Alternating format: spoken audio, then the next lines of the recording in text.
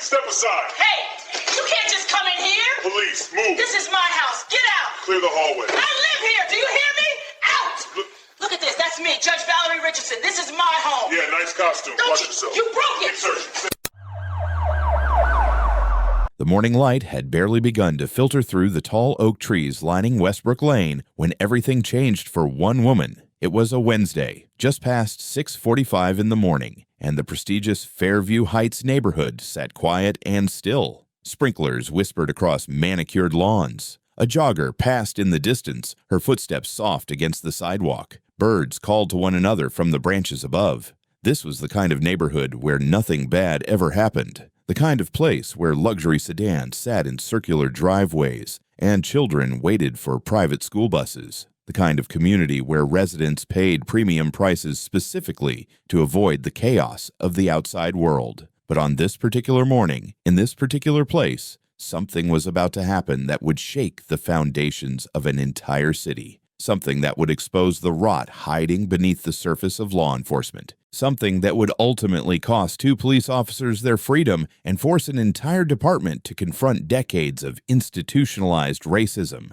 At the center of this story is a woman named Judge Evelyn Richardson. She was 54 years old, a distinguished federal chief judge who had spent the last 11 years presiding over cases in the Northern District of her state. Before that, she had served 9 years as a district attorney, building a reputation as someone who was tough but fair, someone who believed deeply in the power of the law to protect the innocent and punish the guilty. She had sent hundreds of criminals to prison. She had helped countless victims find justice. She had dedicated her entire adult life to the belief that the American legal system, despite its flaws, was fundamentally designed to work. Judge Richardson lived alone in a beautiful colonial-style home on Westbrook Lane. The house featured cream-colored siding, dark green shutters, and a wraparound porch where she liked to drink her morning coffee. She had purchased the property 8 years earlier, drawn to the quiet streets and the sense of community. Her neighbors were doctors, attorneys, business executives. They waved to one another in the mornings. They attended the same community events. They looked out for one another, but Judge Richardson was different from her neighbors in one important way. She was a black woman living in a neighborhood that was almost entirely white, and though she had never experienced any direct hostility from the people around her, there was always a subtle awareness, a quiet tension that she had learned to navigate throughout her career. She knew what it meant to walk into a room and have people make assumptions about her before she ever spoke a word. She knew what it meant to work twice as hard to be taken half as seriously. She had faced these challenges her entire life, and she had overcome them through sheer determination and excellence. If you have ever wondered what happens when powerful institutions fail the very people they are supposed to protect, stay with me until the end of this story. What you are about to hear will stay with you for a long time.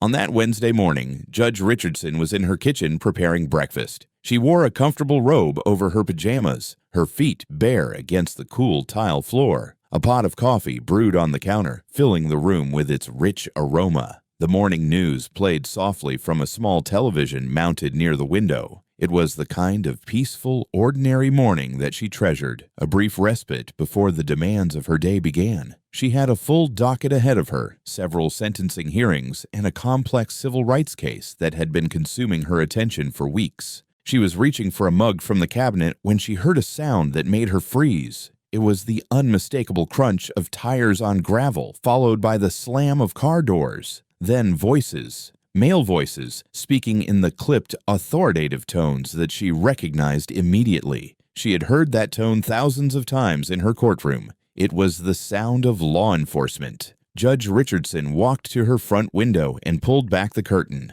What she saw made her heart skip a beat. 2 police cruisers sat in her driveway, their lights dark but engines running. 4 officers stood near the vehicles, their hands resting on their belts, their eyes scanning the property. One of them, a tall man with broad shoulders and a shaved head, was already walking toward her front door. For a moment, Judge Richardson felt a flash of concern. Had something happened in the neighborhood? Was there an emergency she needed to know about?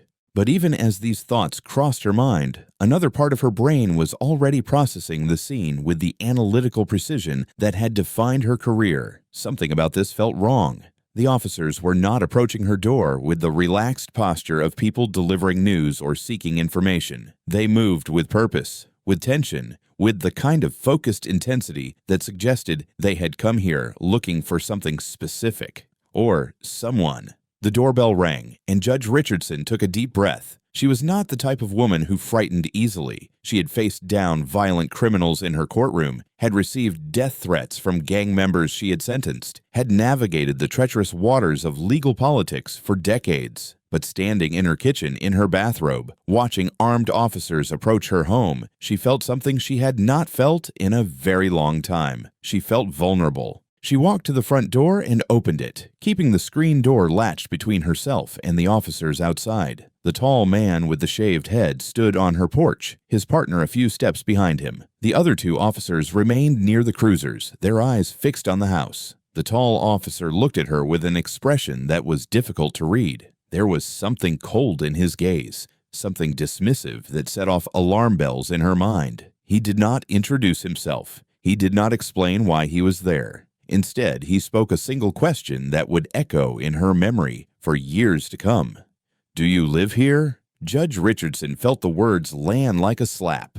She had been asked this question before, in different contexts, in different ways. She had been asked this question in upscale restaurants, where hostesses seemed surprised to see her. She had been asked this question at country clubs, where she was the only black face in the room.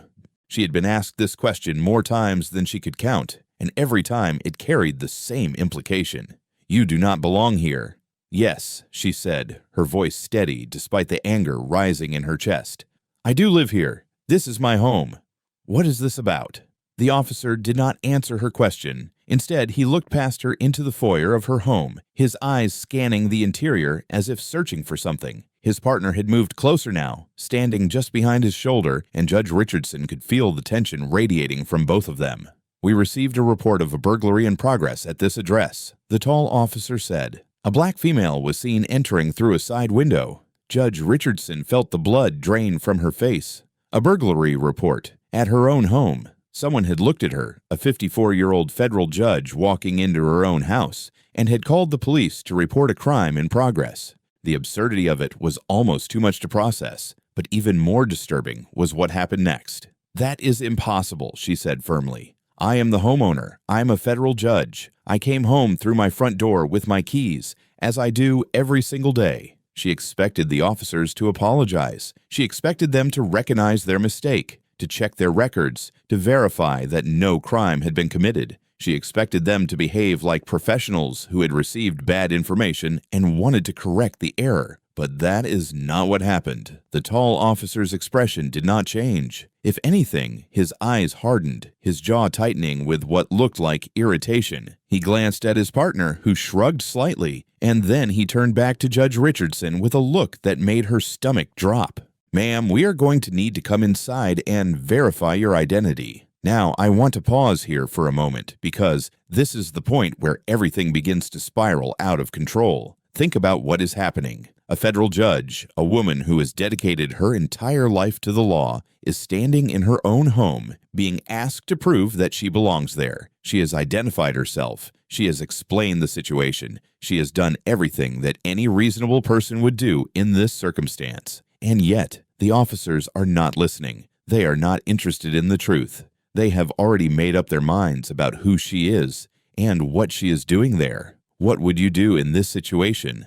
How would you respond? I want you to really think about that as we continue with this story, because what happens next will test everything you believe about justice, about authority, and about the protection of civil rights in America. Judge Richardson knew her rights. She had spent her entire career interpreting and applying those rights in her courtroom. She knew that the Fourth Amendment protected her from unreasonable searches and seizures. She knew that the officers had no warrant, no probable cause, and no legal basis to enter her home. She knew that the proper procedure in this situation was for the officers to verify her identity through other means, to check property records, to contact the department for confirmation. She knew all of this, and she tried to explain it. "Officers, I am telling you that I am the homeowner. I am a federal judge. You do not have the right to enter my home without a warrant or my consent." I am asking you to verify my identity through proper channels and then leave my property." The tall officer's face twisted into something ugly. Later, when the footage was analyzed by experts, they would describe his expression as containing clear indicators of racial animus. But in that moment, standing on her front porch in the early morning light, Judge Richardson simply saw contempt. Pure, undisguised contempt. "Lady, I don't care if you say you're the Queen of England. We got a call about a break-in, and we're going to search this house whether you like it or not." And then he did something that would change everything, something that would end his career, destroy his partner's life, and expose a pattern of abuse that had been festering in the department for years. He pushed open the screen door and shoved Judge Richardson aside. The moment his hands touched her, the moment he crossed the threshold of her home without permission, without a warrant, without any legal authority whatsoever, he committed multiple federal crimes. He did not know this yet. He did not understand the magnitude of what he had just done. In his mind, he was simply doing his job, simply handling another call in a neighborhood where he believed a black woman had no business being. He had done this before, dozens of times, and nothing had ever happened. He had never faced any consequences, never received any discipline, never been held accountable for the liberties he had taken with the rights of citizens. But this time was different. This time he had pushed his way into the home of a federal judge. And this time, his every action was being recorded. Judge Richardson had installed a comprehensive home security system 3 years earlier after a series of break-ins in a neighboring community. The system included 6 high-definition cameras positioned throughout the property, capturing video and audio that was automatically uploaded to a secure cloud server. The cameras covered every angle of her home, from the front porch to the backyard to the interior hallways. Every single moment of what happened that morning was preserved in crystal clear detail. The footage would later be described by legal experts as some of the most damning evidence of police misconduct ever captured. It showed the officers entering the home without permission. It showed them ignoring Judge Richardson's repeated assertions that she was the homeowner. It showed them searching through her belongings, opening closets and drawers, pawing through her personal possessions with no regard for her privacy or dignity. And most disturbingly, it captured the words that the officers spoke when they thought no one could hear them. "These people always got some excuse," the tall officer said to his partner as they searched the living room. "Living in a place like this. Probably dealing drugs or something." "Probably stole it," his partner replied with a laugh. "No way she can afford this on her own." Judge Richardson stood in her kitchen, her hands shaking with rage and fear, listening to these men degrade her in her own home. She had dealt with prejudice before. She had faced discrimination at every stage of her career, but she had never experienced anything like this. The casual cruelty of it, the absolute certainty with which these officers dismissed her, treated her as less than human simply because of the color of her skin. But even in that moment of violation, even as these men trampled through her home and her dignity, Judge Richardson's mind was working. She was not just a victim in this scenario. She was a federal judge with decades of experience prosecuting exactly this kind of misconduct. She knew how to build a case. She knew what evidence would be needed. And she knew that these officers had just handed her everything she needed to destroy them. She pulled out her phone and began recording, adding another layer of documentation to what her security cameras were already capturing. She did not argue with the officers. She did not try to physically stop them. She simply watched and waited and documented everything. The search lasted approximately 25 minutes. During that time, the officers went through every room in Judge Richardson's home, looking for evidence of a crime that had never occurred. They found nothing, of course, because there was nothing to find. But their failure to discover anything suspicious did not soften their demeanor. If anything, it seemed to make them angrier, as if they resented her for not conforming to their expectations. Finally, the tall officer returned to where Judge Richardson stood in her kitchen. His face was red, his breathing heavy. He looked at her with an expression that mixed frustration with something darker, something that might have been embarrassment at having been proven wrong. "We didn't find anything," he said, his tone grudging and accusatory, as if this outcome were somehow her fault. "But you better believe we'll be watching this house. People like you don't belong in neighborhoods like this."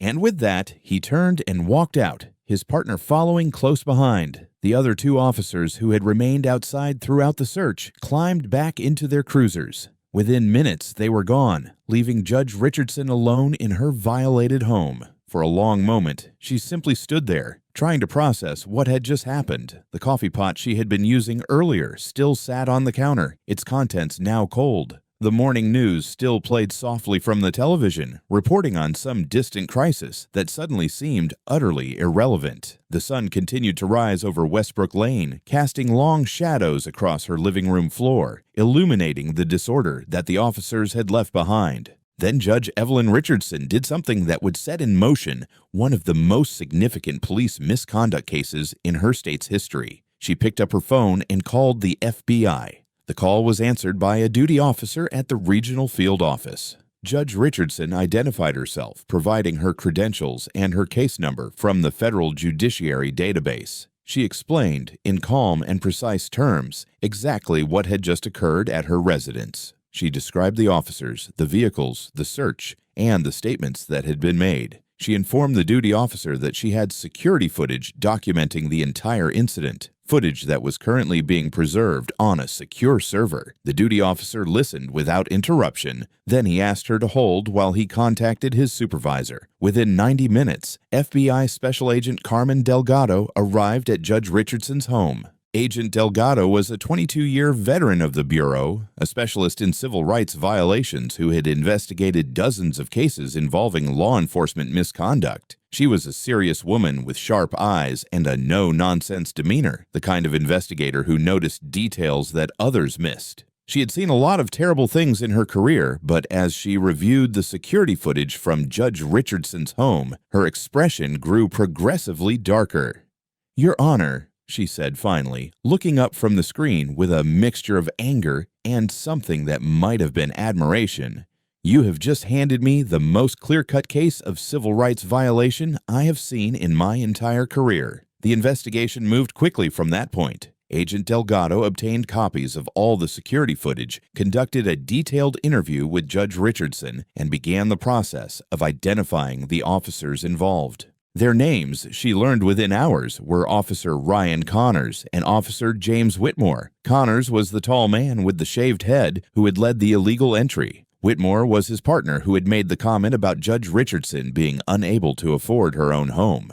What Agent Delgado discovered as she dug into the backgrounds of these two officers was deeply disturbing, though perhaps not surprising. Officer Connors had been with the department for 9 years. During that time, he had accumulated 14 formal complaints from citizens, the vast majority of them Black and Latino residents who alleged racial profiling, excessive force, and verbal abuse. Not a single one of these complaints had resulted in any disciplinary action. Every single one had been dismissed or filed away without investigation. Officer Whitmore's record was similar. In his 7 years on the force, he had received 11 complaints following the same pattern, racial minorities alleging mistreatment. Every complaint buried or ignored, a perfect record of unaccountability. This pattern was not unique to these two officers. As Agent Delgado expanded her investigation, she discovered that the department had a systemic problem with racial profiling, particularly in affluent neighborhoods. Statistical analysis revealed that Black residents in wealthy areas were stopped by police at a rate 19 times higher than their white neighbors. Complaints from minority residents were dismissed at a rate of 94% compared to 61% for complaints from white residents. There was an entire culture of discrimination embedded within the department, a culture that had been allowed to flourish unchecked for decades. The story broke on a Friday afternoon, 3 days after the incident at Judge Richardson's home.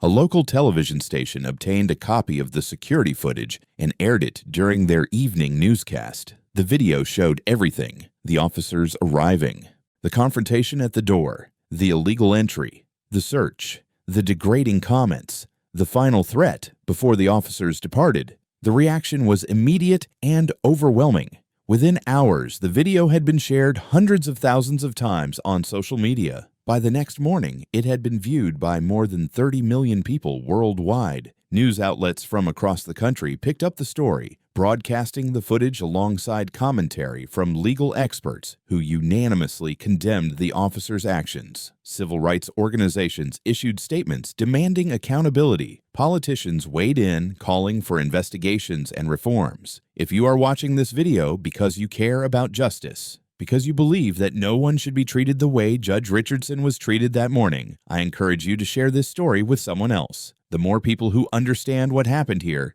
the more pressure there will be on institutions to change. And if you haven't already, consider subscribing to this channel so you don't miss the rest of this incredible story. The public outcry forced the department's hand. Within 48 hours of the video's release, both Officer Connors and Officer Whitmore were placed on administrative leave. The police chief held a press conference in which he expressed deep concern about the allegations and promised a thorough internal investigation. But for many observers, these gestures felt hollow. The department had a long history of investigating itself and finding no wrongdoing. There was little reason to believe that this time would be any different. But this time, the FBI was already involved, and Agent Delgado had no intention of letting the department bury another complaint. The federal investigation expanded rapidly. Agent Delgado and her team interviewed dozens of witnesses, reviewed thousands of pages of documents, and analyzed years of department data. They spoke with other residents who had experienced similar treatment at the hands of Connors, Whitmore, and other officers in the department. They documented 48 incidents that followed a nearly identical pattern. Black citizens in affluent neighborhoods being stopped, questioned, and searched without cause. Their complaints subsequently dismissed without investigation. The evidence was overwhelming.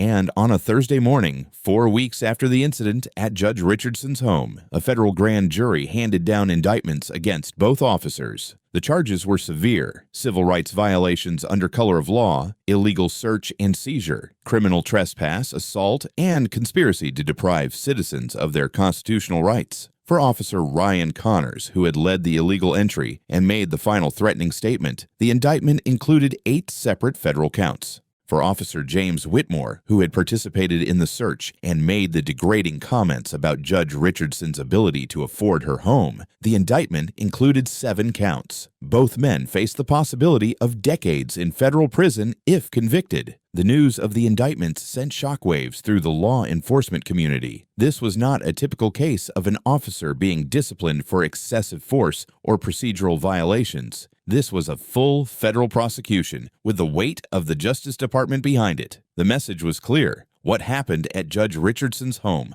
was not just a mistake or a lapse in judgment. It was a crime. The officers' union issued a statement expressing support for Connors and Whitmore, characterizing the charges as politically motivated and arguing that the officers had been doing their jobs in response to a citizen complaint. But this defense fell apart almost immediately when investigators revealed that the citizen complaint that had initiated the incident was itself highly suspicious. The call had come from an untraceable phone. The caller had provided no name or contact information, and most damning of all, the description of the supposed burglar matched Judge Richardson's appearance almost exactly, suggesting that someone had seen her entering her own home and immediately assumed she was committing a crime. This detail struck a particular nerve with many observers. It highlighted the reality of what Judge Richardson and millions of other Black Americans face every single day: the presumption of guilt, the assumption of criminality, the constant burden of proving that they belong in spaces that should be equally accessible to everyone. Judge Richardson was not just the victim of 2 bad cops having a bad day. She was the victim of a system that treated her, a federal judge with an impeccable record of public service, as a suspect simply because of the color of her skin. Let me ask you something. Have you ever been made to feel like you don't belong somewhere? Like people were watching you, judging you, assuming the worst about you based on nothing more than how you look? If you have, I would love to hear your story in the comments below. And if you haven't, I encourage you to listen to the stories of those who have. Understanding their experiences is the first step toward building a more just society. The criminal trial began 7 months after the indictments were handed down. It took place in a federal courthouse not far from the one where Judge Richardson herself presided, though she had obviously recused herself from any involvement in the case. The prosecution was led by Assistant U.S. Attorney Michael Chen, a veteran federal prosecutor with 17 years of experience specializing in police misconduct cases. Chen was known for his meticulous preparation and his devastating cross-examinations, and he approached this case with the intensity of someone who understood its broader significance. The defense team, led by a prominent local attorney named Robert Harmon, attempted to paint the officers as dedicated public servants who had been unfairly targeted. They argued that Connors and Whitmore had responded to a legitimate call about a possible burglary and had followed standard procedures in their response. They emphasized the officers' service records, their families, their contributions to the community. They tried to shift the blame to the anonymous caller who had initiated the incident.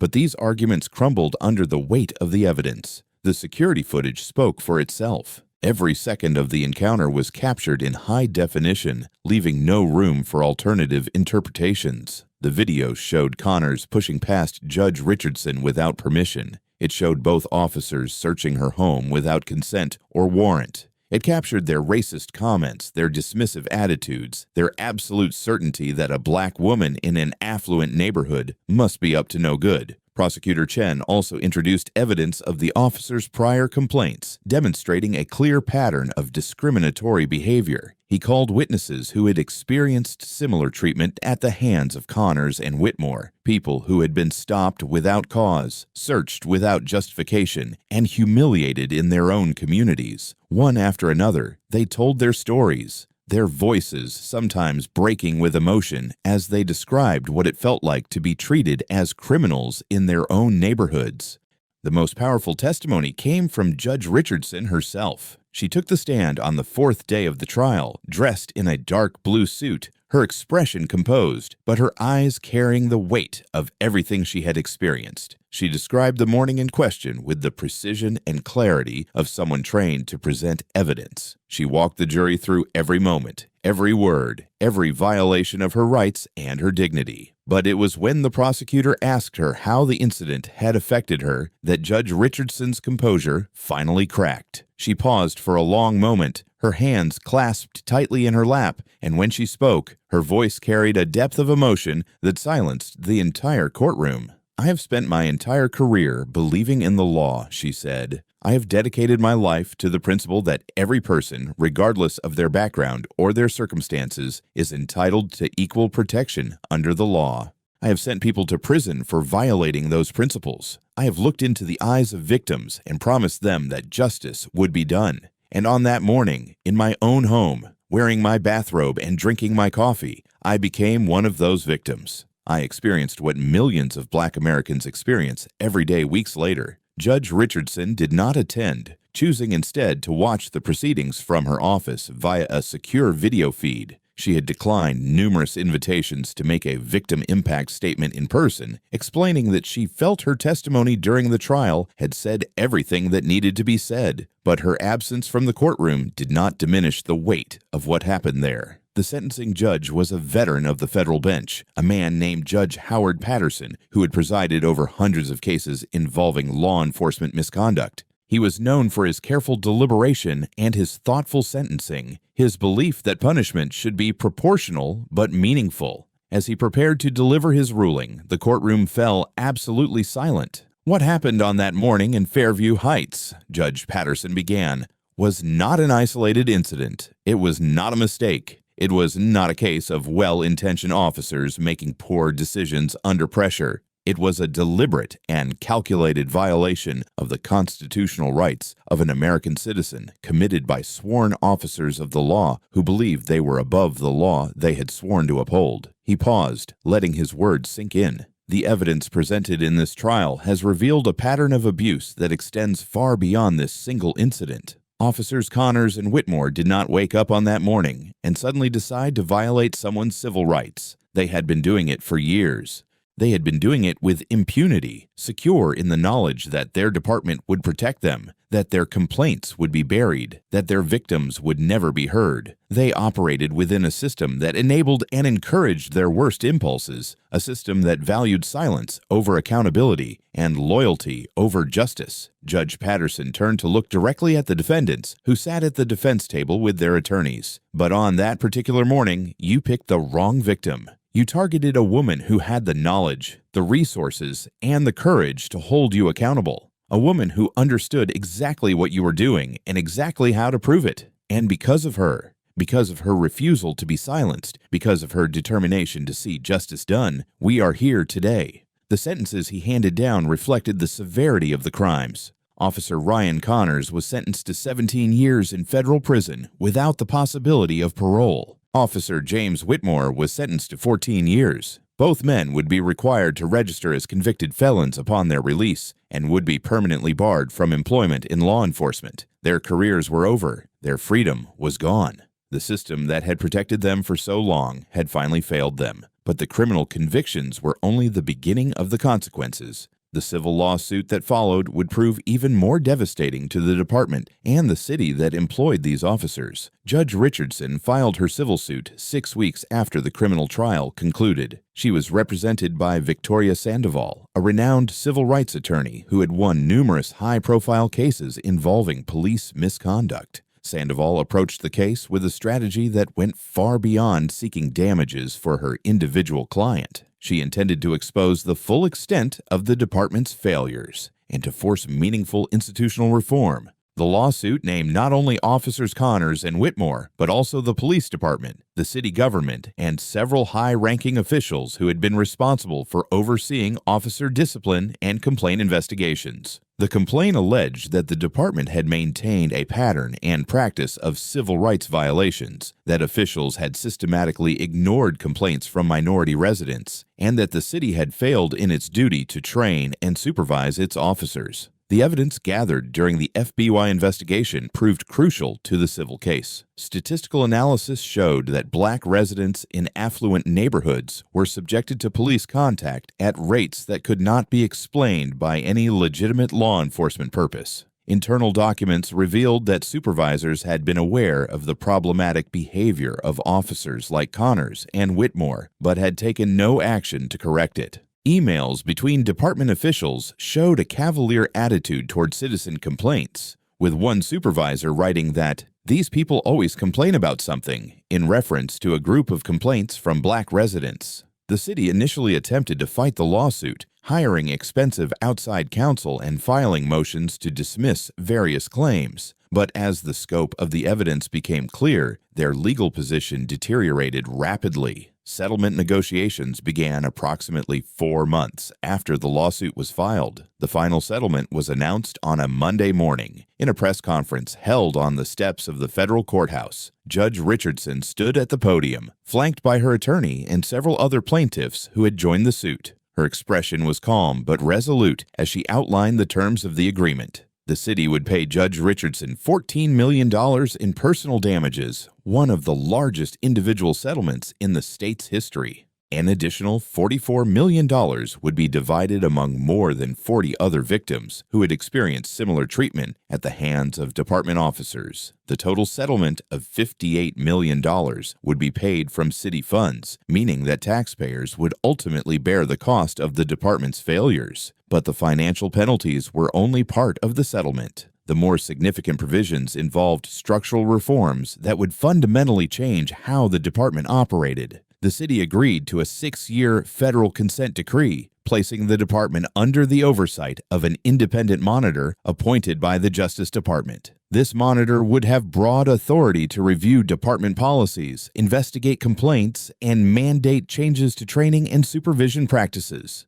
The settlement required the immediate implementation of mandatory body cameras for all officers, with strict protocols governing when cameras must be activated and severe penalties for officers who failed to comply. No longer would it be possible for officers to operate without documentation of their interactions with citizens. The agreement established a new civilian review board with genuine authority to investigate complaints against officers and recommend discipline. Judge Richardson herself agreed to serve as the inaugural chair of this board, bringing her expertise and her personal experience to bear on the task of rebuilding public trust. Finally, the settlement mandated comprehensive bias training for all department personnel, from patrol officers to senior leadership. This training would be developed in consultation with civil rights organizations and would be required annually for every employee.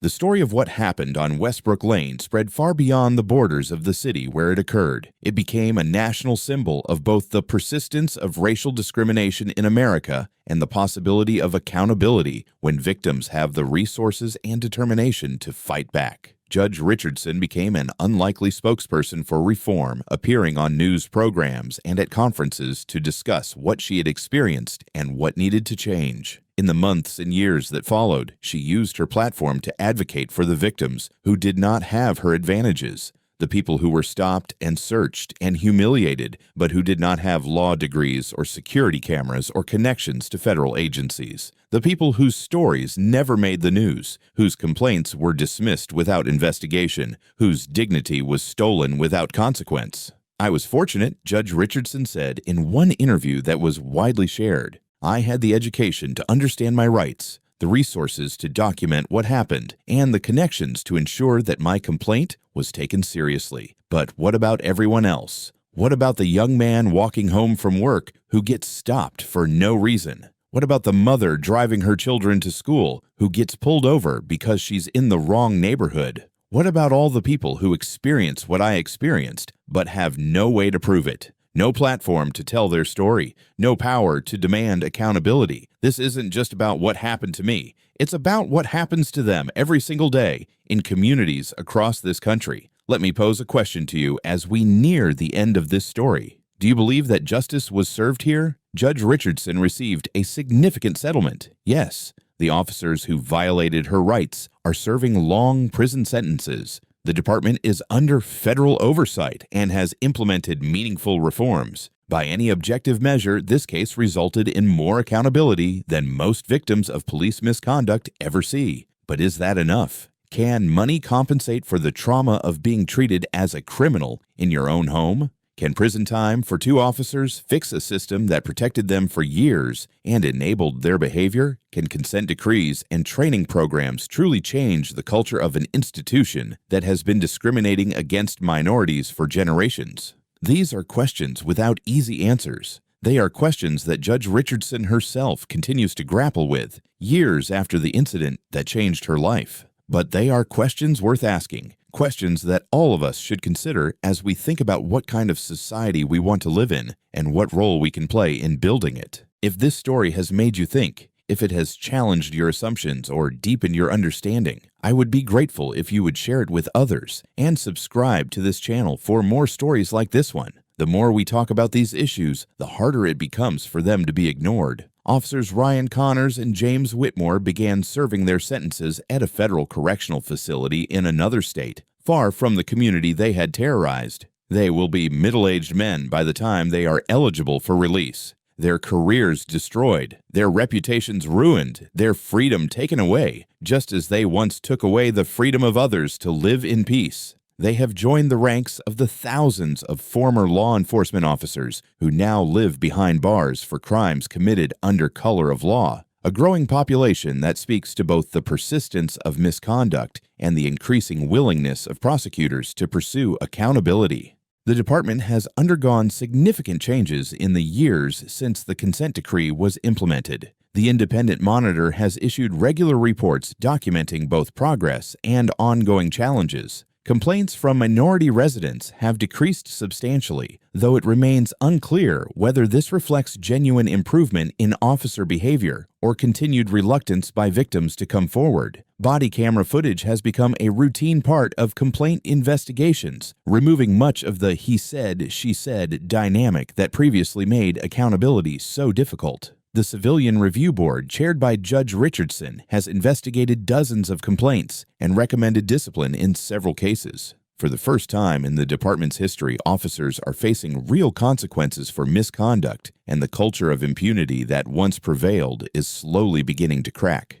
But perhaps the most significant legacy of this case is the message it sent to communities across the country, the message that accountability is possible, that even powerful institutions can be held responsible for their failures, that one person standing up for their rights and refusing to be silenced can spark changes that affect thousands of others. Judge Evelyn Richardson returned to her bench shortly after the civil settlement was announced. She continues to preside over cases in the federal court, applying the law with the same fairness and precision that defined her career before that terrible morning on Westbrook Lane. But those who know her say that something has changed, that there is a new depth to her understanding of what justice means, a new empathy for the victims who appear before her, a new appreciation for the gap between the law as it is written and the law as it is experienced by those without power. She still lives in the same house on Westbrook Lane, in the same neighborhood where she was once treated as an intruder. The security cameras still run, capturing every moment of activity on her property. The community around her has changed too, becoming more aware of the assumptions and biases that can turn neighbors into suspects. Some residents have apologized for what happened, for the culture that made it possible, for their own failure to recognize the discrimination that existed in their midst. The anonymous caller who triggered the incident was never identified. Investigators traced the call to a prepaid phone that had been purchased with cash and discarded shortly afterward. They theorized that the caller might have been a neighbor, someone who saw Judge Richardson entering her home and made assumptions based on nothing more than her race. But without more evidence, they could never be certain. The caller, whoever they were, escaped any consequence for their actions. A reminder that not all injustices can be addressed, not all wrongs can be made right. This is a story about one morning in one neighborhood, about one woman who refused to accept what was done to her. But it is also a story about all the mornings and all the neighborhoods and all the people who have experienced similar treatment without the same opportunity for justice. It is a story about a system that continues to fail too many of its citizens, even as it is slowly, painfully forced to change. The fundamental question raised by what happened on Westbrook Lane is not whether those two officers deserved their punishment. The evidence was clear, the verdict was just, the sentences were appropriate. The fundamental question is how many other officers, in how many other departments, are doing the same things right now, secure in the knowledge that they will never face consequences.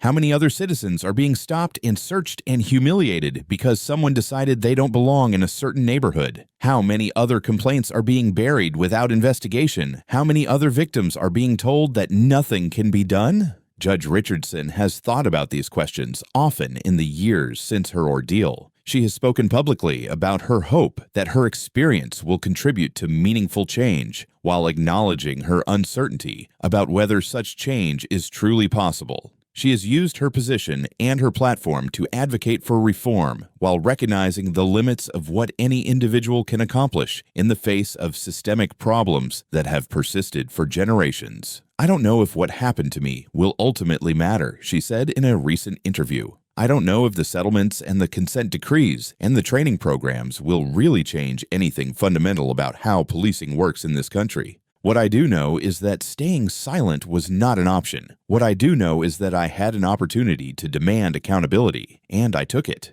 What I do know is that every person who sees my story and recognizes something of their own experience is a little less alone, a little more certain that what happened to them was wrong, a little more willing to speak up themselves." The security footage from that morning is still available online, still being viewed by new audiences years after it was first released. It serves as a permanent record of what happened, an artifact of injustice that cannot be denied or explained away. It shows the moment when two officers decided that a woman did not belong in her own home, and it shows the consequences that followed when they were proven wrong. For Judge Evelyn Richardson, that footage represents both the worst moment of her life and the foundation of everything that came after. It captured her humiliation, yes, but it also captured her strength. It documented the violation of her rights, but it also documented her refusal to accept that violation as inevitable or natural. It recorded the voices of men who thought they were above the law, and it ensured that those voices would be heard by millions of people who would ultimately hold them accountable. That is the power of documentation. That is the importance of evidence. That is why accountability is possible in some cases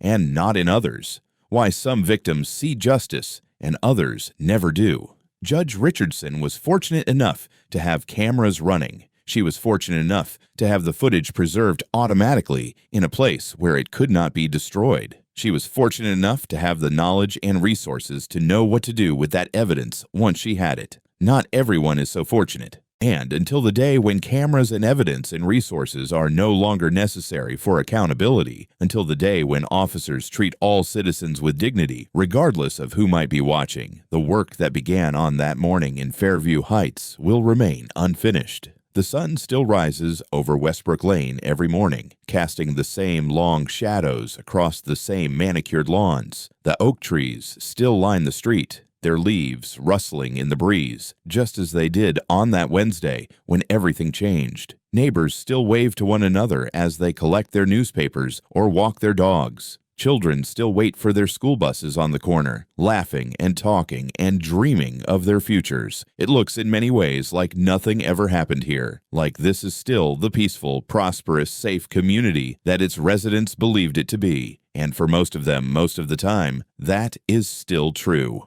But for Judge Evelyn Richardson, every morning is a reminder. Every glance out her window brings back the memory of those patrol cars in her driveway. Every knock at her door carries an echo of that moment when she opened it to find officers who had already decided she was a criminal. She has processed what happened, has worked through the trauma with the help of therapists and supportive friends, and the satisfaction of seeing justice done. But she has not forgotten.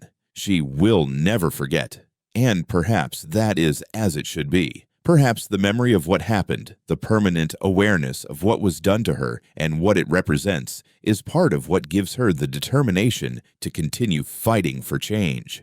Perhaps the scar tissue from that wound is what strengthens her resolve to ensure that others do not suffer as she did. There is one final detail to this story that bears mentioning, one small moment that happened long after the trials were over and the settlements were paid and the officers were behind bars. Judge Richardson received a letter one day, forwarded to her through her attorney, because the sender did not have her direct address. It was from a young woman in another city, someone who had watched the footage of the incident and recognized something of her own experience. The young woman wrote about a time when she had been stopped by police while walking through an affluent neighborhood where she worked as a housekeeper. She described being questioned, searched, humiliated in front of the homeowners who employed her. She had filed a complaint afterward, and nothing had come of it. She had told herself that this was just how things were, that there was nothing she could do, that her voice did not matter. But then she saw Judge Richardson's story. She saw a powerful woman, a federal judge, go through the same thing that she had experienced, and she saw that woman fight back and win.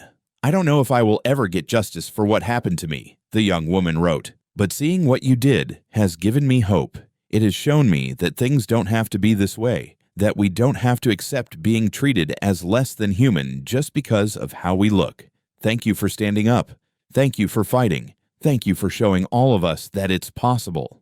Judge Richardson read that letter several times, sitting alone in her chambers after a long day on the bench. She thought about the young woman who had written it, about all the other people who had reached out to her with similar messages, about the vast community of victims who had recognized something of themselves in her experience. And she understood, perhaps more clearly than ever before, why what happened on that morning had mattered, not just for her, not just for the officers who had been punished, but for everyone who had ever been made to feel like they didn't belong. Everyone who had been treated as a suspect in their own lives. Everyone who had wondered whether the system would ever protect them the way it protected others. Justice is not just about punishing the guilty. It is about affirming the dignity of the innocent. It is about sending a message to victims that their experiences matter, that their pain is recognized, that their rights are worth defending. It is about building a world where people can exist freely in any space,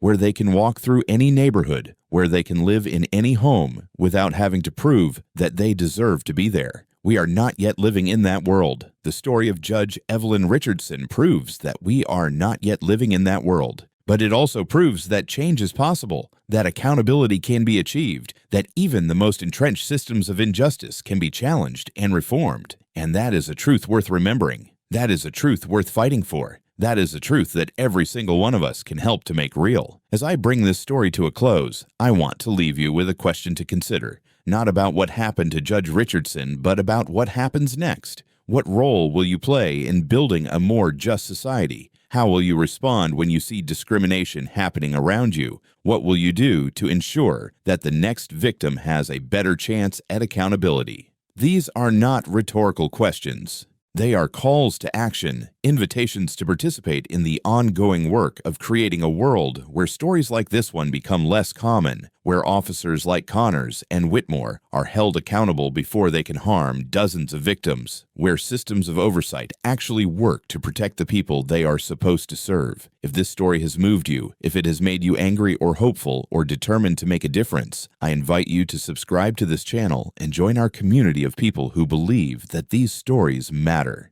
Together, we can ensure that the voices of victims are heard, that the failures of powerful institutions are exposed, and that the long arc of the moral universe continues to bend toward justice. Thank you for listening, thank you for caring, and thank you for being part of the change.